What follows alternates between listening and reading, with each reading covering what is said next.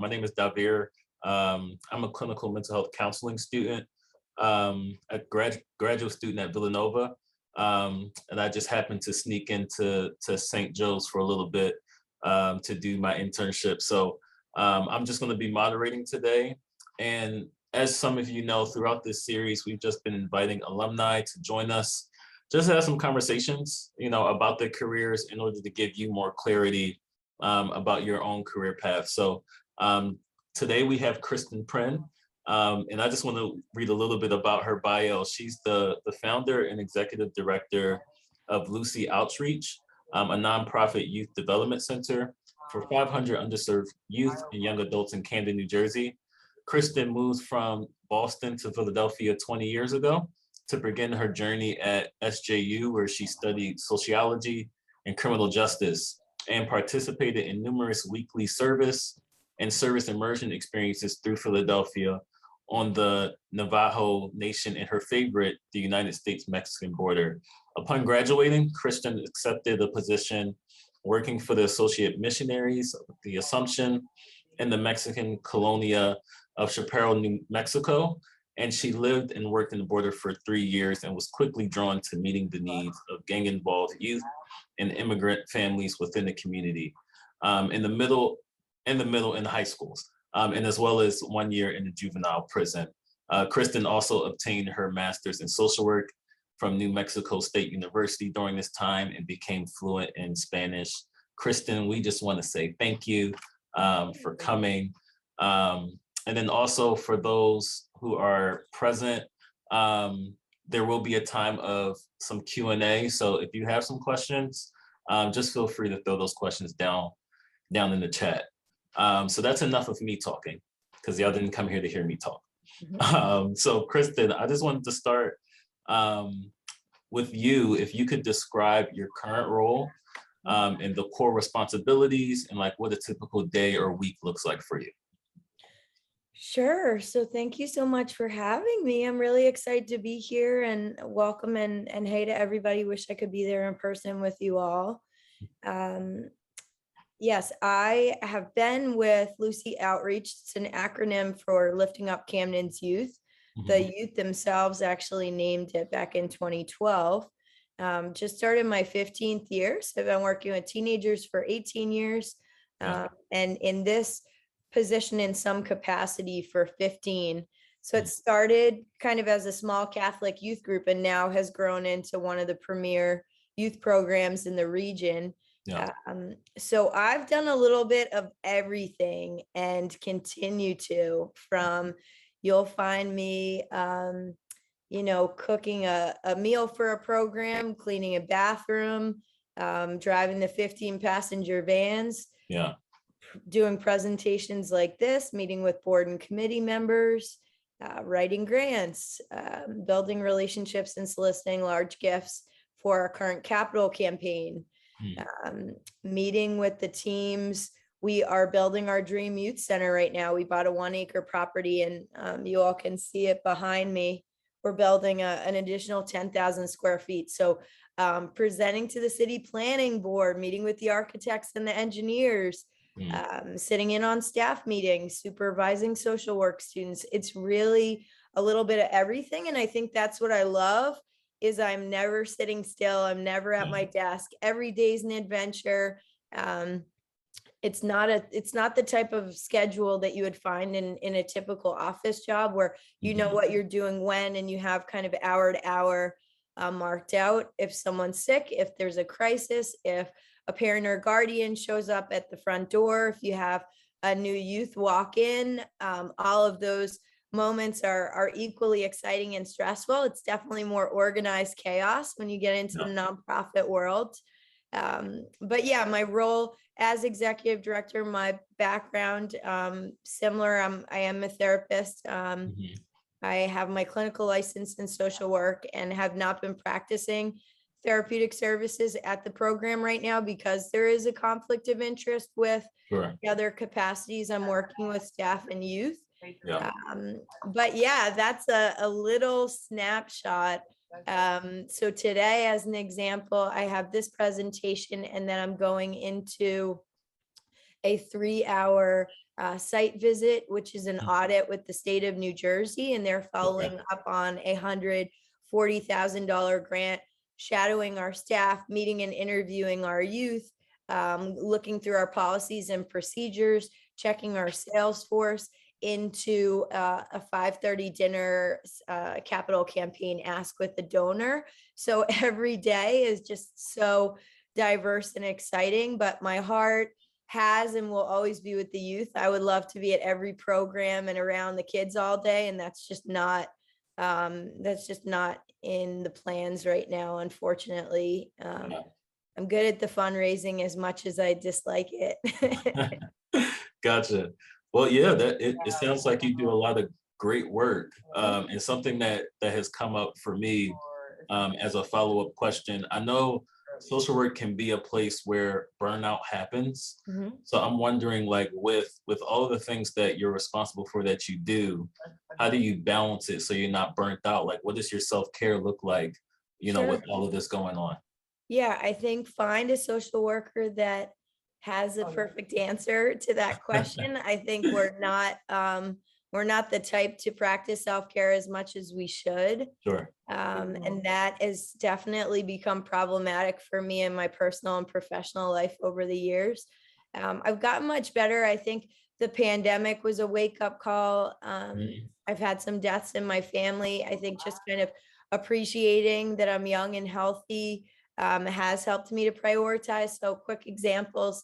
I love photography. That's a big passion of mine and kind of a passion project and side hobby, but I'm always taking photos at work.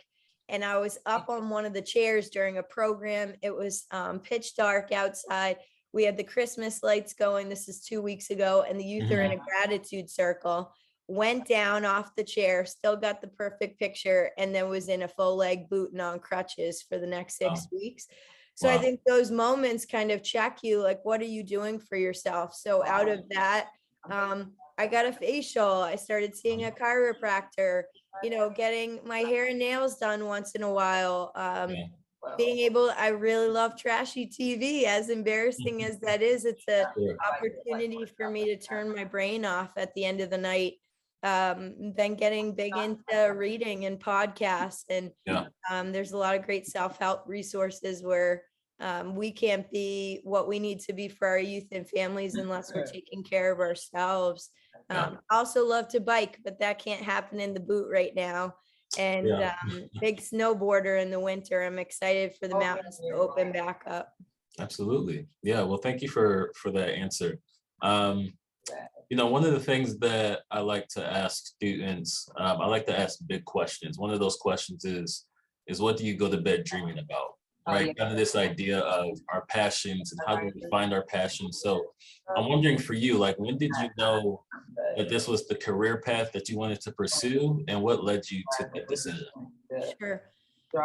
So I would say the last population I wanted to work with was teenagers. I had a lot of pretty significant challenges as a teenager myself and was in quite a bit of trouble.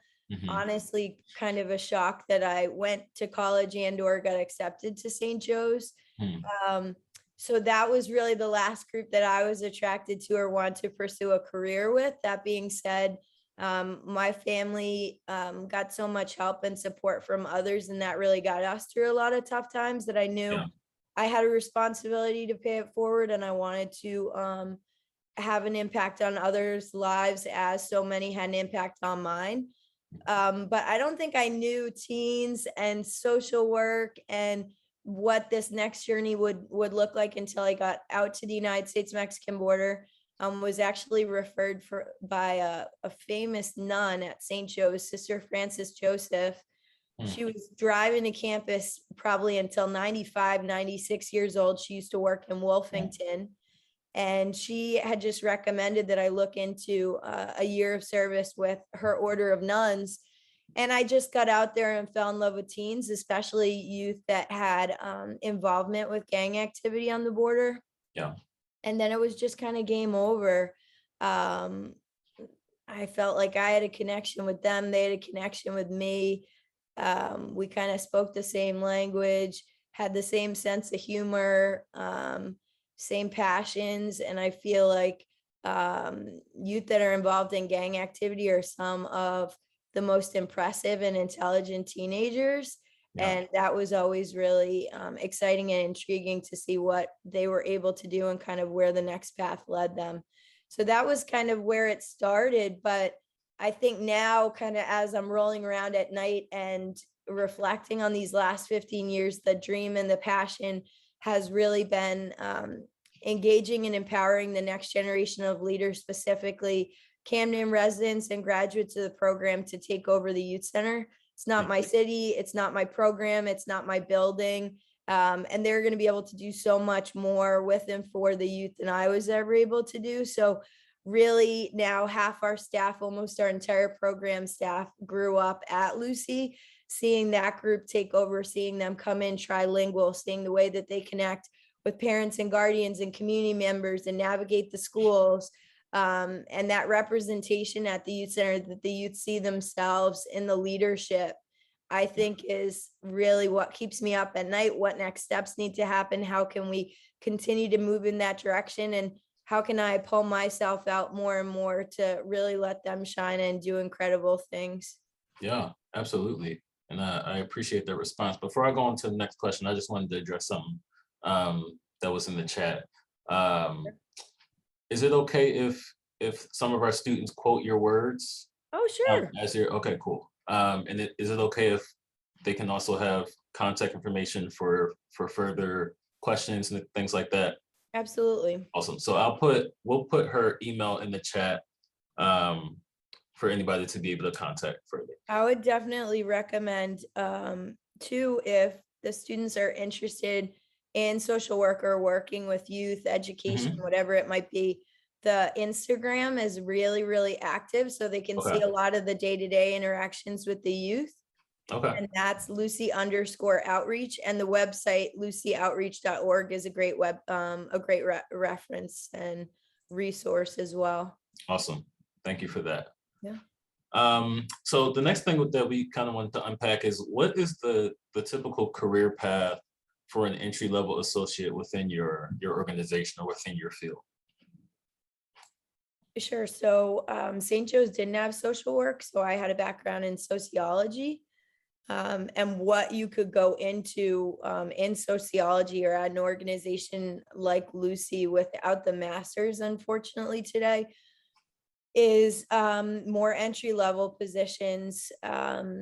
So obviously wouldn't be allowed to be, within the schools without certain certifications or in clinical or therapeutic settings.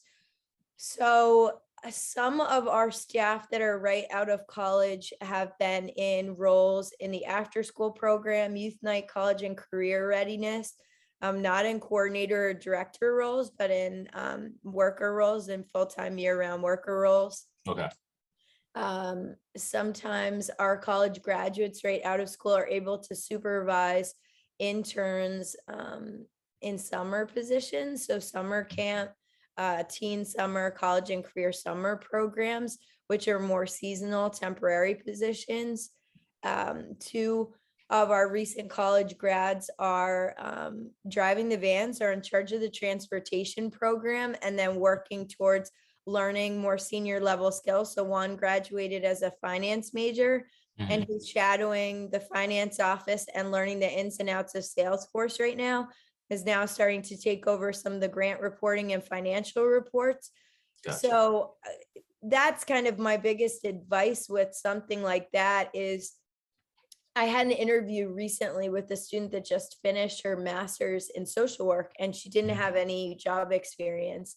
And I had said, like, we all kind of need to check our ego at the door and just choose a place where you're going to be happy, where you're going to grow and you're going to learn. And then you're going to move up in seniority, in pay, in benefits as you prove yourself. But we all kind of have to start at the bottom. Right. I mean, I was probably working, 60, 70-hour weeks for my 3 years on the United States-Mexican border.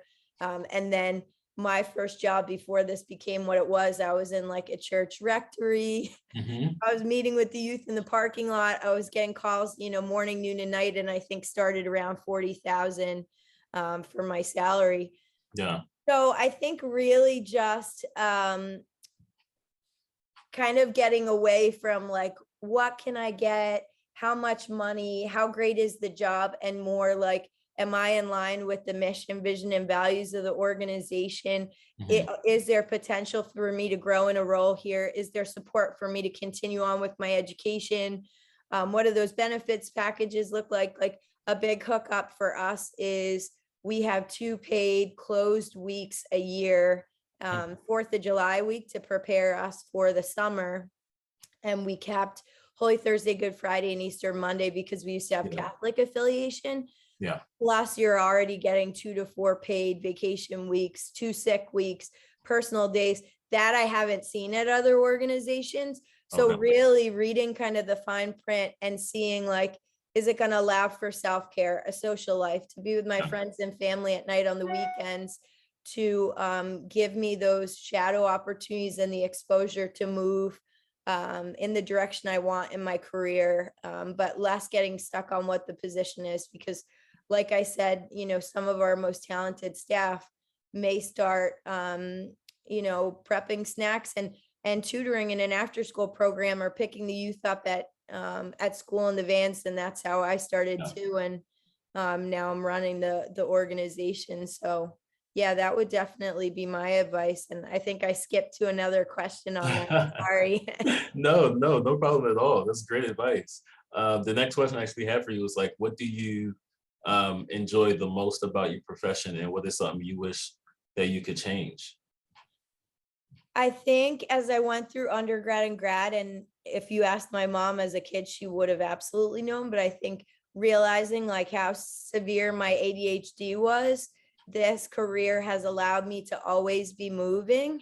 So it's not a desk job. I don't need to be on the computer all day, every day. I'm not doing files and paperwork all of the time. It's relationship building. And I think that is a highlight for me, is that I can use my gifts and do what I'm best at without feeling bad about, challenges or opportunities for growth that maybe aren't my strengths. Sure.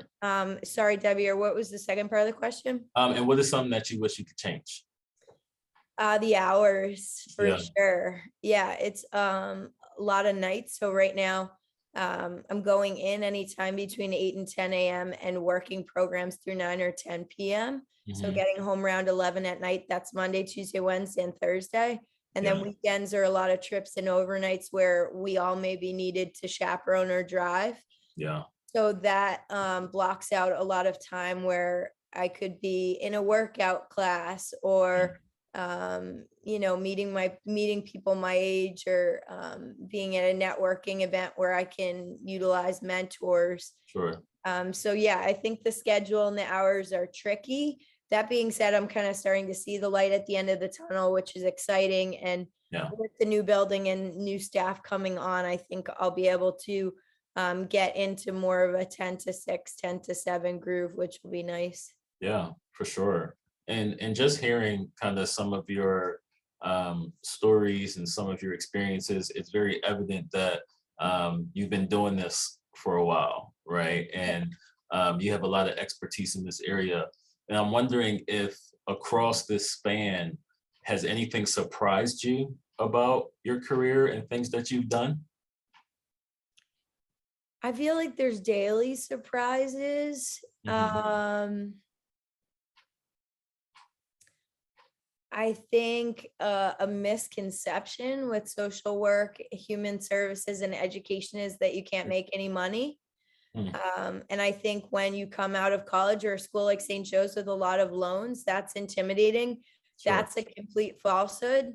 All of us have the power to advocate for ourselves and to make sure that we're getting paid what we deserve to be getting paid. So that was surprising to me to see, especially with consulting or, therapy opportunities. I mean, you could be making anywhere from $75 to $150 an hour, which is good money in the field. So that was something I didn't know when I was younger or didn't look enough into, but I remember hearing those rumors and those comments, and those are definitely false. Yeah. I think just the importance of mentorship, finding the experts in said field and really having opportunities to pick at their brains and learn from their expertise. Sometimes we all go into our careers with a lot of pride, thinking we can do everything, we can create everything, we know the answers to everything. And that is just a big loss for us in our individual journeys, because there's so much that we're able to learn from others. So I think asking for help, saying no, not being embarrassed to borrow or take ideas from someone else that you respect. Sure. Yeah, those are a few that come to mind right now, I would say. But I feel like there's some surprise or shock every day. A big challenge for me has been asking for money. I think I had in my mind that was so difficult and so uncomfortable. And so many in philanthropy want to be asked and are going to say yes 9 out of 10 times. Yeah. So I remember a funny story at St. Joe's. I had a few connections trying to get me to do some asks many years ago, you know, in the VIP lounge in Hagen Arena before a game. And I was in the corner. I was mortified. I was shaking my head. No, no, no, no, no. I'm not going to talk to them. I'm not going to ask. Yeah. And now I'm just totally shameless. Now I'll just ask all day, every day, because I know where the money's going and who it's benefiting and the impact that we're having. So when you believe in the mission, you get a little less uncomfortable doing difficult things. Yeah. Yeah. And that makes total sense. You know, what I'm hearing is you talking about community and how important it is to have mentors or peers that you can kind of get support from. And when I think of community and I think of support, I think of how different we all are.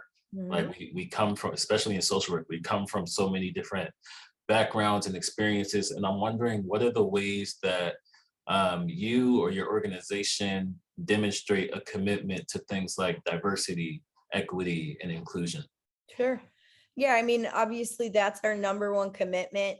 You know, years before it became, unfortunately right now, more kind of trendy for some of these corporate companies and partnerships that we're seeing. Like, it didn't take George Floyd for Black and Brown Youth Center to know what was going on, to know the reality that our youth are facing every day.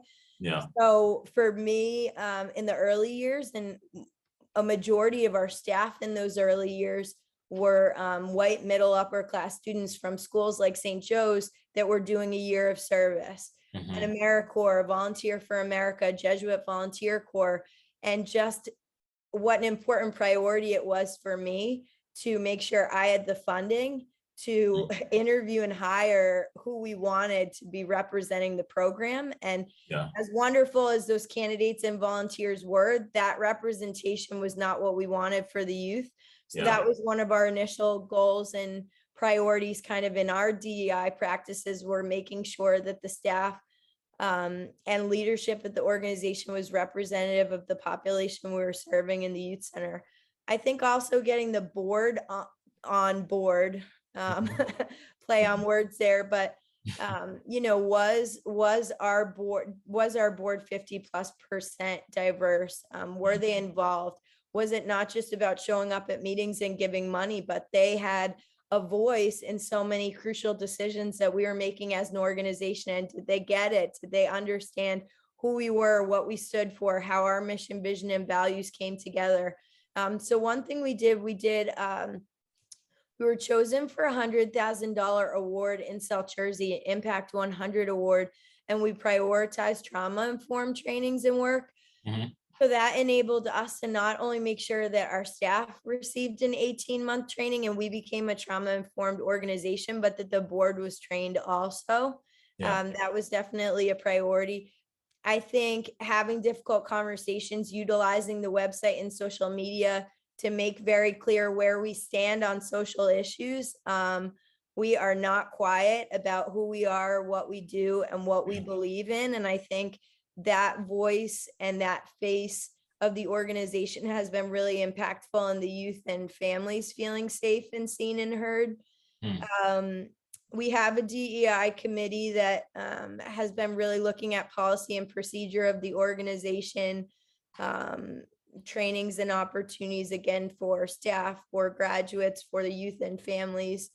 But really looking at kind of what are those areas of advocacy and the needs of the youth and families, and how can we meet those needs. So an example, in the earlier years, being a predominantly Latinx community was obviously being on the front lines with deferred action for childhood arrivals. So how are we ensuring that our youth were not only competitive in the college application process, but able to afford to go to college, being ineligible for financial aid? So just so many, I could talk about this topic for forever, but I think we still have a long ways to go and a lot of work to do, but I think we've been really focused on that in our 15 years, and it's become an example for other organizations in the region, which is nice to see. Yeah, absolutely. And that's great to hear. I'd like to shift gears a little bit to focus on actions that students need to take. Sure. And again, if anybody has any questions, feel free to just throw it in the chat and we'll get to that. But I'm going to ask you about internships in a moment. But for now, what are 2 to 3 experiences you would suggest students engage in while in college now to help them prepare for the field after they graduate? I mean, I think volunteering when there may not be internship or paid position opportunities. So cool example, we've had quite a few Lucy Hawks go through St. Joe's. One of our recent grads that graduated from St. Joe's 2 years ago came out of St. Joe's magna summa cum laude, whatever, kind of one of the highest ranked graduates of the St. Joe's class. And was not having luck in the job search. Obviously, it's been a tough past couple of years, especially with the pandemic. So she started volunteering at Children's Hospital of Philadelphia, and she's more IT, coding, back end, kind of computer science prodigy, if you will. Yeah. She did a year volunteering with CHOP and then got an incredible offer from them after 1 year. Wow. And that was really powerful for me to see, and for the youth and I to kind of use as an example of like, that dream job isn't always on the first day, the first interview, the first conversation, but building those relationships and trust. And it might mean volunteering, an unpaid internship, a part-time internship, taking something that doesn't pay as much as something that does, but it's going to get you further in that journey. But that was really very illuminating to see. I mean, was almost a 6-figure offer, 1.5 years out of college at 23 years old. And I said, I'm jealous. I'm not there and I'm 18 years in. But no, I think, again, it gets back to the pride and the ego. Like for a marketing student to do a nonprofit social media, that may seem like, I'm bigger and better than this. I can work for a large corporate company and work on A, B, and C, but you may have a much greater impact, and there might be less red tape, and you might be able to do more, learn more, get more in the back end, in the weeds, because those positions and those offices don't exist. So social work students get to do everything at Lucy, and I know they don't at large social service organizations. They might be doing filing at a social service organization. They might just be shadowing someone versus running their own groups or planning and implementing programs for us because of our capacity and our needs. So yeah, don't judge a book by its cover, and never be too good for an opportunity, because anything can happen or come of it. And that St. Joe's student that grew up in our program was a great example of that. Yeah, absolutely. And we kind of touched on this a little bit, but I'm wondering, how did your SJU education impact how you work, or kind of the career decisions you've made up to date? Sure. I think I was a handful when I got to St. Joe's. I was lacking like professionalism. It's definitely more street savvy than book savvy. I didn't have a network. I probably didn't have, a lot of healthy role models and mentors and relationships in my life. So I think when I started like just being open and just being a sponge and taking in everything that I could. I remember signing up for everything. I remember like applying for RA and getting turned down freshman year, sophomore year, junior year, and then getting it senior year. I remember getting dared to go on a silent retreat because I was so loud and crazy. Nobody thought I could keep my mouth shut for 3 days. And then liking it so much, I went on a 7-day and a 14-day, just experiences that I wouldn't have had if I wasn't at a Jesuit institution. Having mentorship from some of the Jesuit priests. I'm not sure how many are still on campus, but that was really powerful, especially at a time when the Catholic Church, was in the spotlight for some not so positive things. Having such a positive experience with them was pretty powerful. But yeah, I would just say leadership, networking, putting myself out there, trying new things that I never thought that I would try, not saying no to anything, just really changed and shaped me as a person and as a leader. And though it was a difficult transition when I first started at St. Joe's, I wouldn't do it any differently. Looking back now, it was definitely where I was supposed to be. And I really maximized that opportunity and those supports that were there. Yeah, and for sure. And kind of to expand on that networking and that support piece, what type of internships should students try to secure to prepare for a role like yours? Are there specific ones that you have in mind?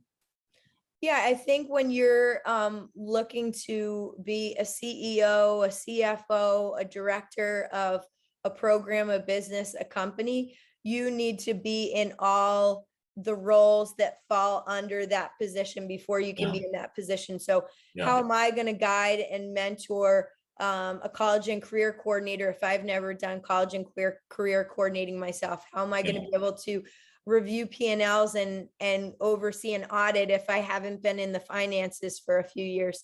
So I think just getting your feet wet in so many different things, from programmatic to financial to grant and fundraising to development, marketing, having that well-rounded background makes you more equipped to do a leadership role and do it well, versus kind of wanting that title and then not knowing what you're doing once you have it. Right. Yeah. And what I'm hearing is just this sense of making sure that you're leading the right way.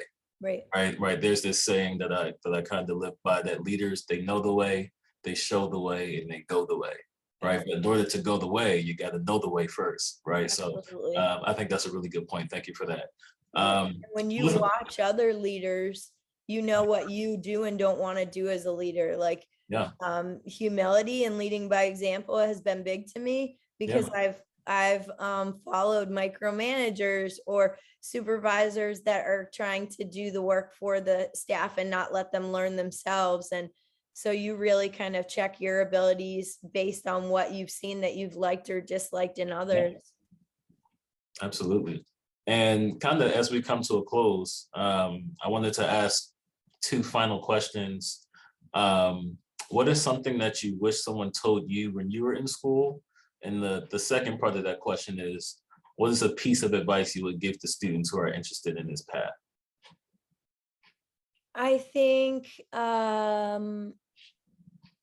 for me, it was like, I felt so paralyzed by how much money I owed that I felt like I couldn't go into the career that I wanted to because I had so much student debt. And I think hearing from so many people, like, follow your heart, money follows mission, is a big message in nonprofit work, that like everything will figure itself out and be okay. And ironically enough, I went to the financial aid office after so many were saying that to me, just owing, hundreds of thousands of dollars, and about 75% of what I owed was paid off by an anonymous donor. like 2 months after I graduated. So Wow. that was a sign, one of many signs saying like, you're supposed to be heading in this path and following your heart. And whether that had happened or not, like so many people giving me permission to do a career that maybe wasn't going to be able to put me in the best financial position those first few years, or tackle things I needed to. In terms of giving other students advice on just kind of following their hearts and doing what makes them happy, I think that it's just really important to get a lot of different opinions. Yeah. I think like if you hear something that you don't like or doesn't seem right, like don't stop there, talk to more people. So talk to advisors, mentors, RAs, friends, family, strangers, reach out and network with people in the field, because when you have a variety of opinions, it's going to help you to be solid in what you know is best for you. But yeah, the ego, the pride, the money, the title, like throw all of that out the window and follow your heart. And that's how you'll be happiest and how you'll be the most effective at kind of being with and for others. Yeah, absolutely. And that's an amazing answer. And I appreciate that. So yeah, we're wrapping up now. I'm wondering if anybody has any questions for Kristinn as we come to a close. I'm not sure if there's anything in the chat over there, Aaron, Scott. But if anybody has questions, or you can just come off mute if you have some questions for Kristinn. We want to give you that space. Yeah, thank you all for attending. I think we still have Sydney, Tess, Jenna, Gabby, Megan, and the young woman that was in the Forum Theater. So feel free to ask me any questions, and I am happy for the St. Joe staff to share any of my contact information if you're more comfortable reaching out one-on-one. Sure, absolutely. Well, it looks like we don't have anything. So a shy group. It's okay. That's my last piece of advice then. Always ask questions and be shameless, everybody. Be shameless. There's no wrong or bad question. Absolutely. Absolutely. Well, listen, Kristinn, we just want to thank you for coming out, for hanging out with us for a little bit. A lot of great information about humility, about what it means to lead, and then about what it looks like for you in your everyday life and journey in social work. So thank you so much. Everybody, thank you for attending. Again, this was recorded, so this should be on our YouTube page in about a week or so. But thank y'all for coming, and we'll see you next time. And thank you for your work, and definitely keep in touch or reach out if there's any ways that we can support your next journey. Absolutely. Absolutely. I appreciate that. Thank you. Bye-bye. Bye. See y'all.